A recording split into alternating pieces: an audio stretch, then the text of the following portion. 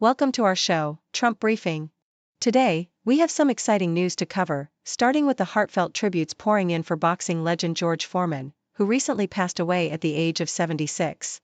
Notable figures, including President Trump and Magic Johnson, have celebrated Foreman's incredible legacy as a fighter and cultural icon, highlighting his powerful punches and the unforgettable Rumble in the Jungle fight against Muhammad Ali. In other news, federal workers are standing their ground against Elon Musk's threats after leaking information about him to the media. These brave whistleblowers are motivated by a commitment to transparency, asserting their roles as public servants rather than serving Musk's interests. While Musk and Trump dismiss the leaks as mere propaganda, the debate over transparency and accountability continues to heat up.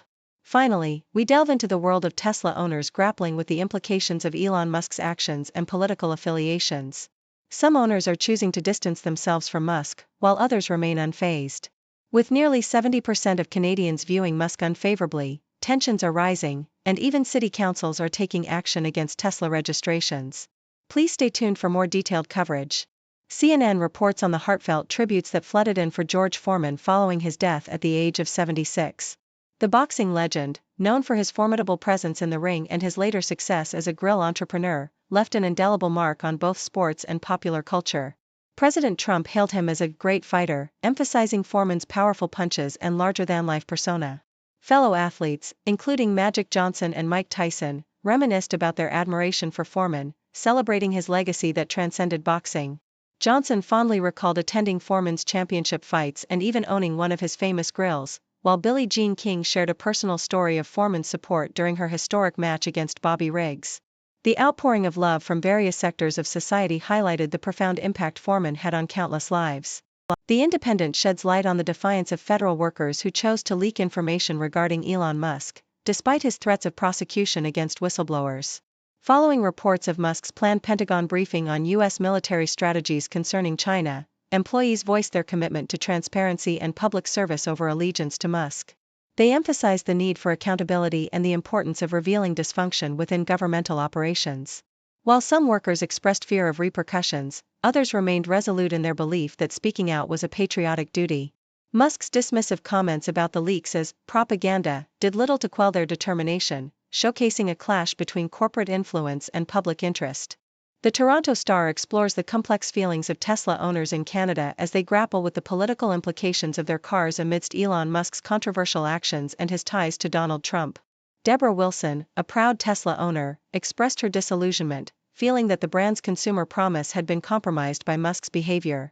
Some Tesla enthusiasts have taken to selling bumper stickers that signal their disapproval of Musk, while others, like Conrad Rygier, have opted to switch to different electric vehicle brands altogether. The divide among Tesla owners reflects a broader sentiment of discomfort with Musk's political affiliations and actions, leading many to reconsider their loyalty to the brand.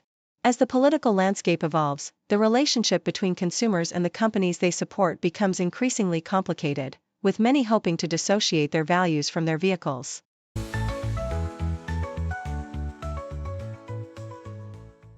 The Toronto Star reports that the Pentagon has launched an investigation into alleged leaks of national security information, which may involve polygraph tests for Defense Department personnel.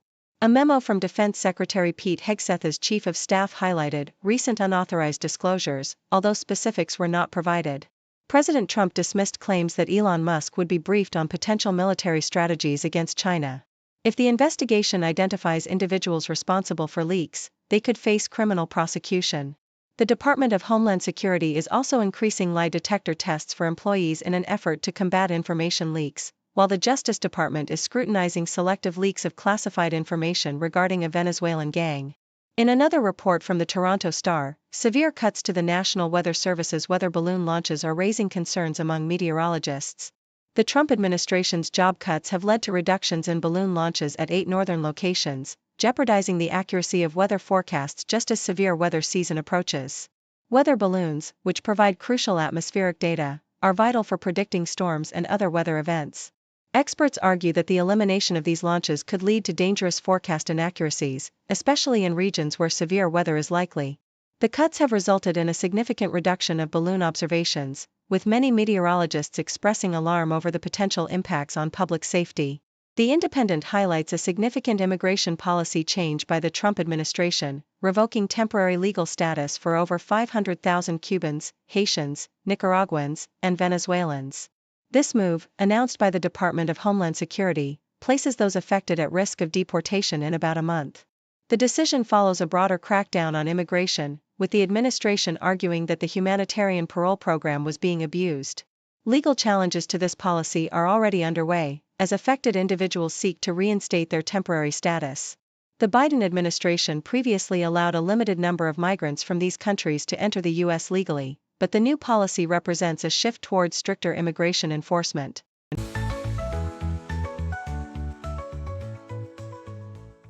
Al Jazeera reports on a devastating Russian drone attack in Zaporizhzhia, Ukraine, which has resulted in the tragic loss of at least 3 lives and left 12 others injured. The assault, which occurred just before crucial peace talks in Saudi Arabia, targeted residential areas, igniting fires in buildings and vehicles. Regional Governor Ivan Fedorov shared heart-wrenching details of a family caught in the attack, where a father and daughter were recovered from the debris, while medical teams fought for hours to save the mother. Amidst the violence, Ukraine and Russia have tentatively agreed to a limited ceasefire, although the specifics remain contentious, particularly regarding what infrastructure would be protected. As negotiations loom, both sides prepare for discussions, with Ukrainian President Zelensky advocating for broader protections beyond energy infrastructure. CNN highlights the significant hurdle in peace negotiations between Russia and Ukraine, primarily revolving around the status of Crimea and 4 other regions currently occupied by Russia.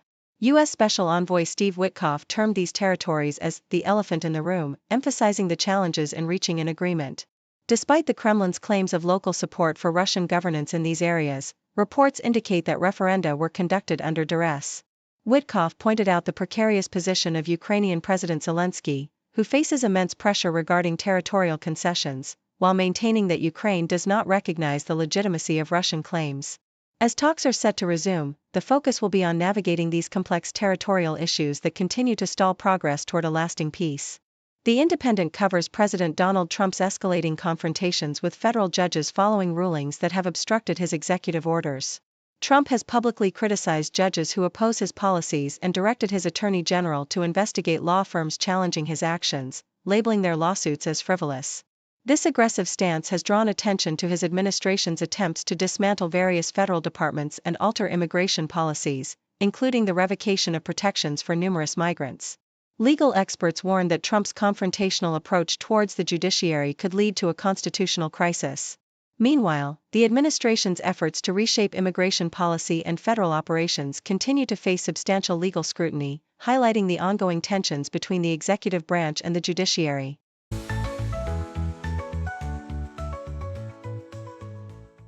BBC Columbia University has acquiesced to several demands from the Trump administration following the withdrawal of $400 million in federal funding, which was prompted by accusations of the university's inadequate response to anti-Semitism on campus. In a recent memo, the university announced a ban on face masks used to conceal identities during protests, requiring participants to present university identification upon request. This decision comes after the administration outlined 9 conditions for reconsidering the funding, which Columbia has largely accepted. However, the future of the funding remains uncertain as the administration has yet to respond. Interim President Katrina Armstrong emphasized the university's commitment to ensuring a safe and welcoming environment for all students and staff.